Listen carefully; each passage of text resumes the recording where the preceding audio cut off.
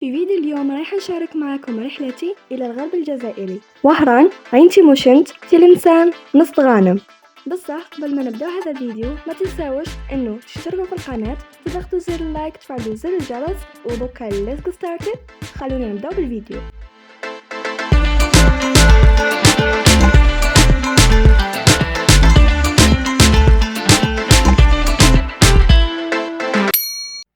انطلقنا على الساعة 1 صباحا. استغرقت الرحلة تقريبا 9 ساعات، والوجهة الأولى كانت وهران، والبداية بساحة 1 نوفمبر اللي فيها هذه التمثالين تاع الأسود واللي عليهم سميت وهران. فوهران هي مثنى لكلمة وهر يعني أسد. ودكا رانا في وهران كما راكم تشوفوا، حرفيا عجبتني بزاف، ما كنتش متوقعتها يعني هكا. يعني شغل راني في أوروبا.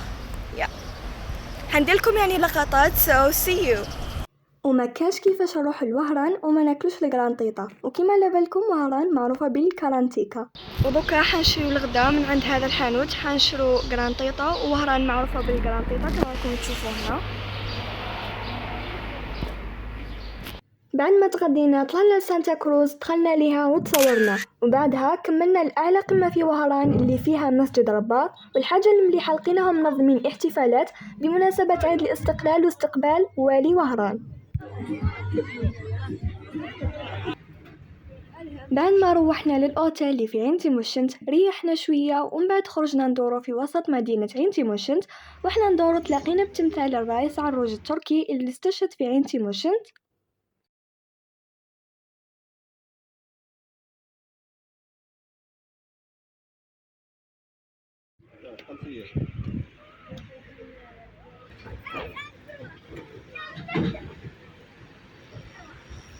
وهكذا كان النهار الأول. وجهتنا لليوم هي البحر، وبالتحديد شاطئ سبيعات المتواجد في عين تيموشنت. ودوكا هيا معنا باش نحكي لكم تفاصيل هذا النهار. قبل ما نهبطوا للشاطئ حبسنا في هذه البلاصة باش نشوف البحر من بعيد ونتصوروا معاه. ودوكا هنا كما راكم تشوفوا راني نسجل لكم. اليوم هو اليوم الثاني، وجهتنا ان شاء الله حتكون البحر، سو هايو معنا. وهنا بعد ما لقينا بلاصة باش نقعدوا فيها، جيت لهذه البلاصة. شوفوا ما شاء الله تشبه شوية للمالديف، صح؟ فيها جهتين، شوفوا ما شاء الله. جينا هنا ولقينا البلاصة فارغة وبقينا نصوروا شوية. هذا هو حسابي على الانستغرام، اشتركوا فيه، تلقاو ثم تصاور وستوريات بزاف شابين، روحوا اشتركوا فيه وشوفوهم، اعطوني رايكم. وهنا طلعنا للجبل من الفوق باش تكون الرؤية اوضح ونشوف المنظر مليح، وكان الفيو بزاف شباب. نخليكم مع المناظر تشوفوهم.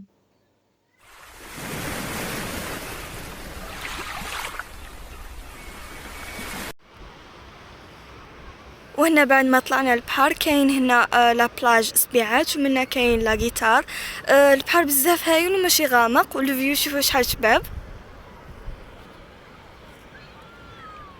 وريهم مليح لا جيتار، هذيك هي جيتار.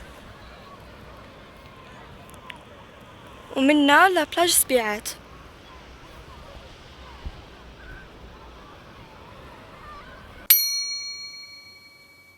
وجهتنا اليوم تلمسان. بصح قبل ما نروح لتلمسان بدينا نهارنا بدائرة مرسى بن مهيدي اللي جاية مع حدود المغرب. نقدم تحية لأهل المغرب اللي راهم يشاهدوا فيا دوكا. صورنا وكملنا طريقنا. هذه هي مرسى بن مهيدي، جاية في الجزائر، والهيها عندها حدود مع المغرب. شوفوا الهي ماهيش تبان مليح بصح. اوكي. واحنا رايحين لتلمسان فتنا على مغنية وتغدينا ثم. باي ذا واي المطعم بزاف هايل ويس.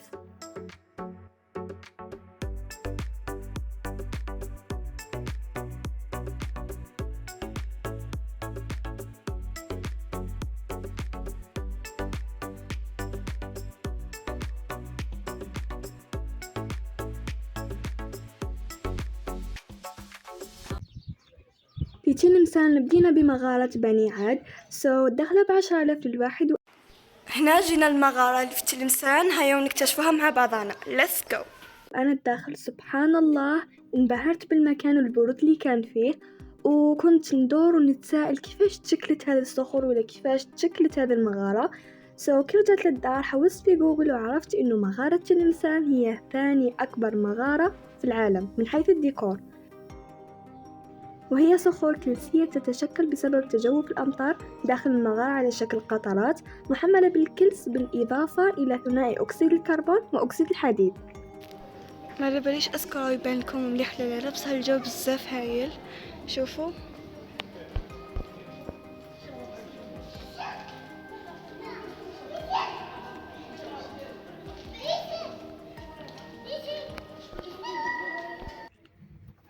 بعدها رحنا لهضبة لالا سيتي، تقدروا تشوفوا منها كامل تلمسان وتقدروا تطلعوا عليها بتليفريك. شوفوا هنا جينا لالا سيتي، منا تقدروا تشوفوا تلمسان كاملة. شوفوا ما شاء الله.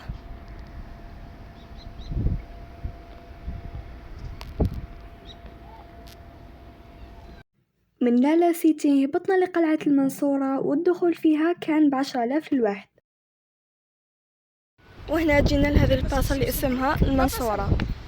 الصراحة كان بزاف معالم في تلمسان، برك يعني ما كفاناش الوقت باش نكملوها. يعني تلمسان ماهيش تاع نهار واحد.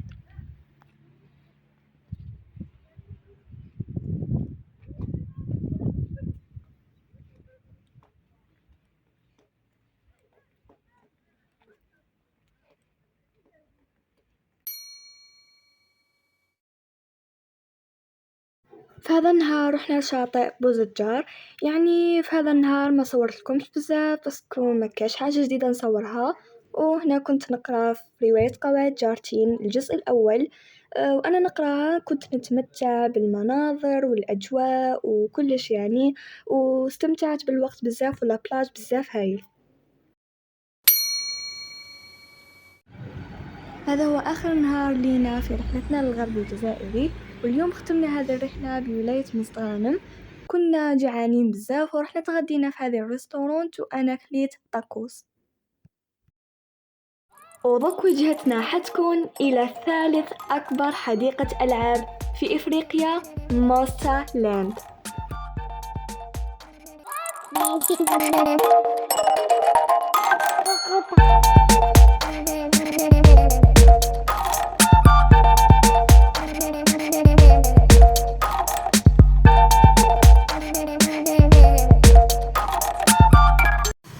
دروك جينا للحديقة اللي في مستغانم، غادي نبداو بالحيوانات ومن بعد غادي نهودو ليها من الألعاب. let's go. هذه نعامة أرواحي، هذو نعامات. نعامة هاي يو أنيو أنيو أنيو.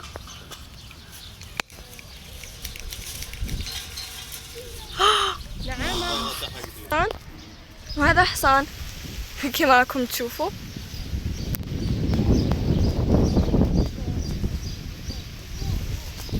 باي.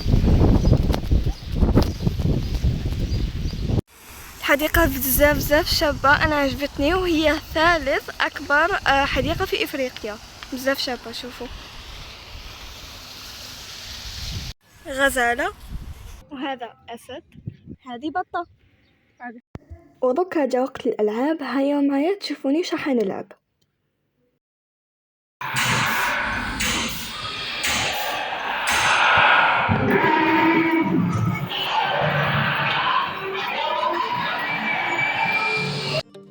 ودوكا راح نلعب هذه العجلة اللي منها شفنا كامل مستغانم ما شاء الله.